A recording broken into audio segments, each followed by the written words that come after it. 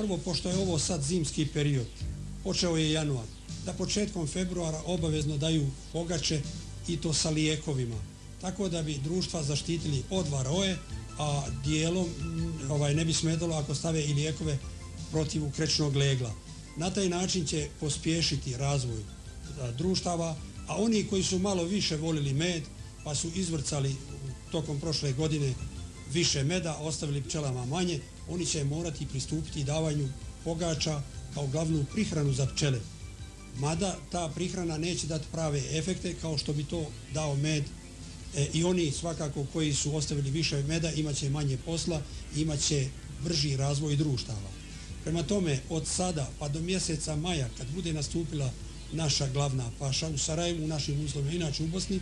treba posebnu pažnju posvetiti razvoju pčela. Dakle, treba ih isforsirati, ali ne s tim samo da se da sirup, šećerni sirup sa lijekom, nego, boga mi, onaj ko je puno uzeo mora da da nešto i meda kroz pogače, jer tad može sastav pogače da napravi sa 20 kg meda na 100 kg šećera, mljevenog, normalnog u prahu, da stavi do 5 kg germe, friške, da je prokuva 5 stepeni, da ključa sa temperaturom 100 stepeni, zatim da stave kilogram 2, mada bolje je kilogram i po bijelog luka, da ga ipak oni pasteriziraju, zatim da stave mlijeka u prahu 1 kg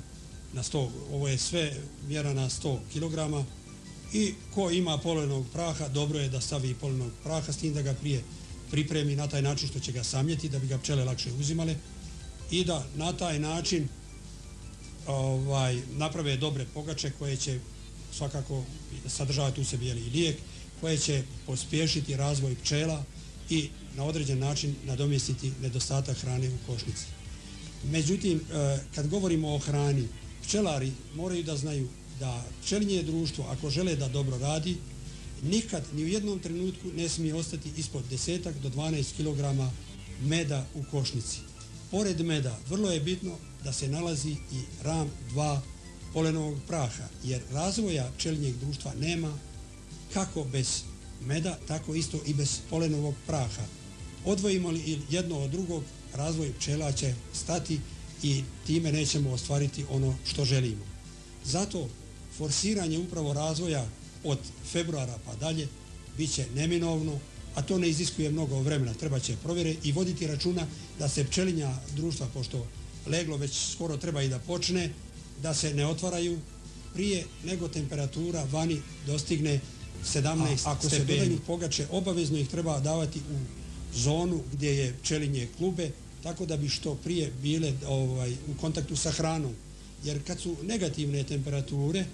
a zna se da je pčelinje klube da se formira na temperaturi ispod 10 stepeni u plusu, i ako su znatno niže temperature, da pčelinje klube može uginuti, i ako ima hrane, ali u jednom kraju je hrana, a ode u drugu stranu gdje potroši hranu, pa iz tih razloga se ne može transformisati na drugu stranu i doći u situaciju da bez hrane normalno uginjava. I tako upravo pogača koja se da